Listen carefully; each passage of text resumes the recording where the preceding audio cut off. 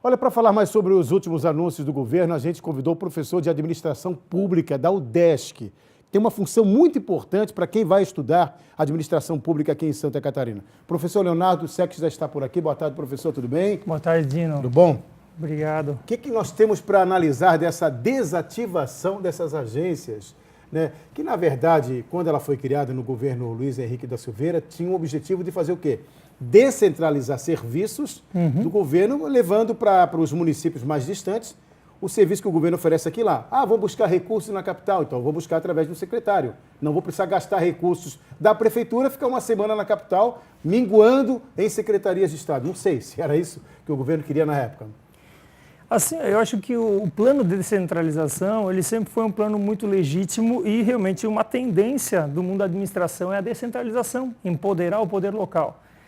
No entanto, acho que todo mundo conhece a história das SDRs, né, que viraram, como foi dito na reportagem, cabide de emprego. Se você cria uma estrutura e não dá estrutura, não dá pessoal qualificado, pessoal técnico, acaba sendo uma entidade para colocar cargo comissionado. Foi isso que aconteceu ao longo da história e agora, finalmente, está se tomando uma decisão do ponto de vista de racionalidade administrativa. Acho que esse que é o recado que o Eduardo Pinho Moreira, como futuro governador agora em exercício, o futuro governador que irá exercitar o ano de 2018, ele quer dar para a população, né, uma questão de eficiência de gasto.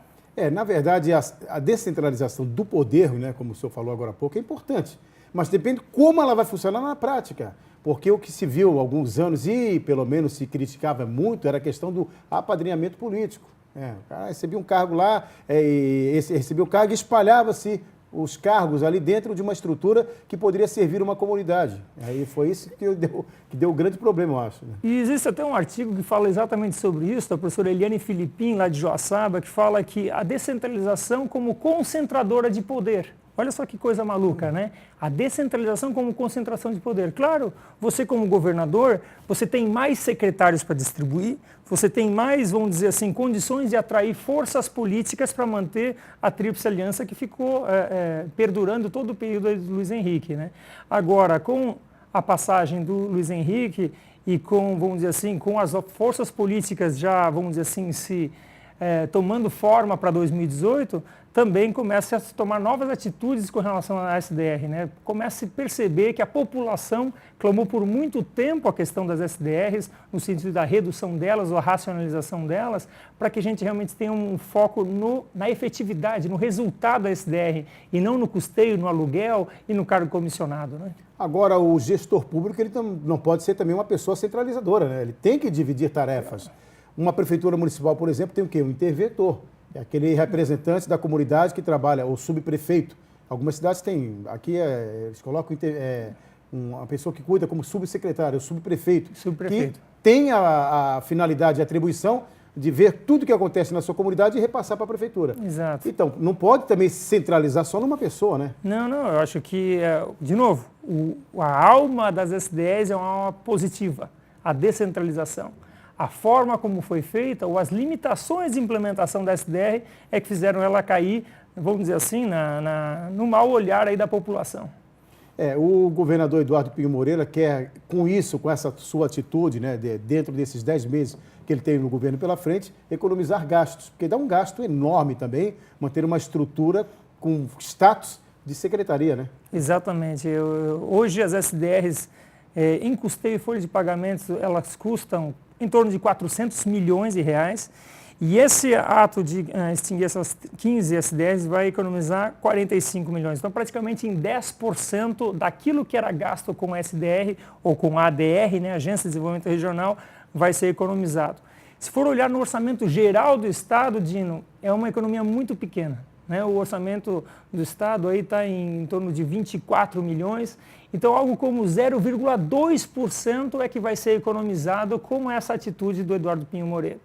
Mas eu acho que assim, tem um lado simbólico ali, não é verdade? Tem um lado que não é apenas o valor financeiro que vai ser economizado, mas é o gesto de colocar para a população que esse governo tem que fazer o dever de casa. Tem que fazer o dever de casa no sentido de cortar na própria carne e fazer com que a gente economize aos poucos e tenha uma atitude positiva de economia aí do custeio, porque vocês estão acompanhando até toda a questão do fundão envolvida, de que a nossa capacidade de endividamento está muito limitada. Então, quando a gente consegue liberar um pouco de orçamento, consegue destinar também para outras áreas, o que o Eduardo Pinho Moreira falou, na área de investimentos. Será que isso também pode se tratar, ou de uma forma ou de outra, de transparência na administração pública também? O que a gente espera, que a sociedade espera, que o poder público, quem é gestor, quem cuida do seu dinheiro, do nosso dinheiro, possa mostrar transparência numa forma de saber gastar o que deve ser gasto, Eu acho que esse é um esforço que não tem mais volta, a população ela clama por transparência, você bem colocou,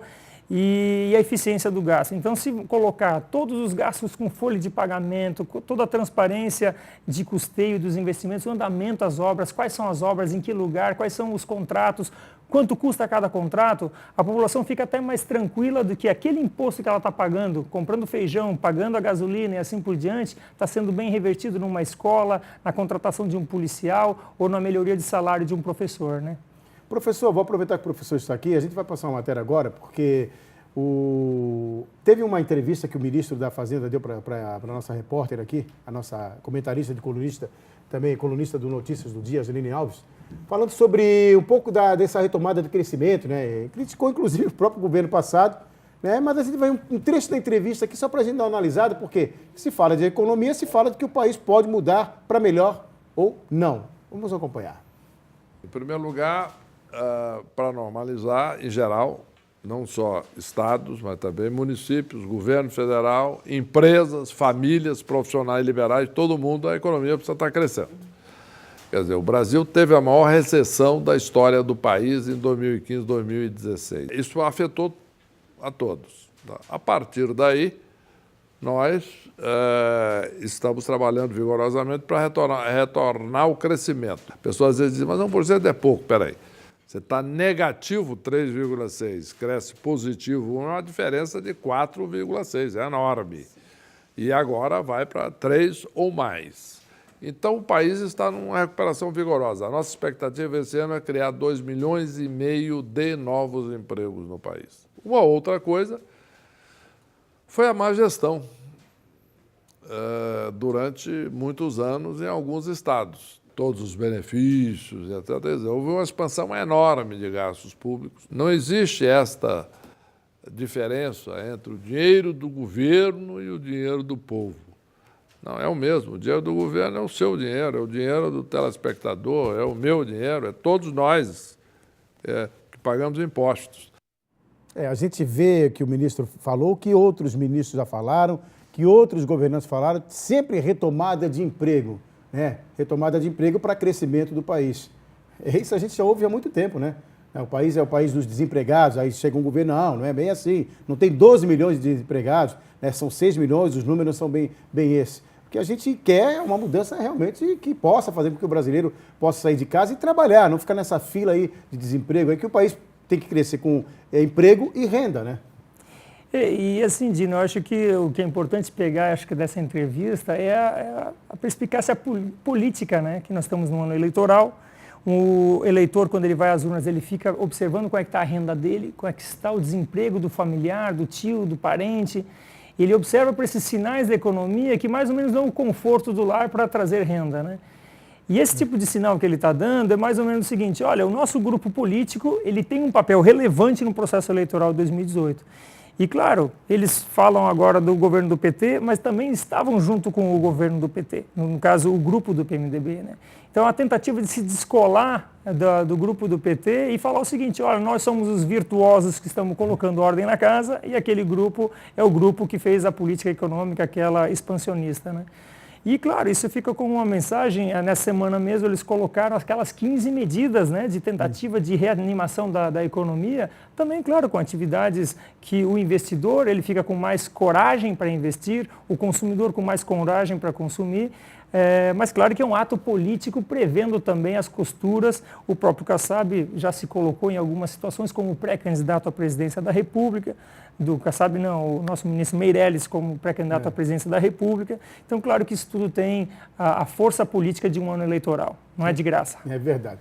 Olha, o ministro da Fazenda também ele disse que o Brasil precisa simplificar o sistema tributário.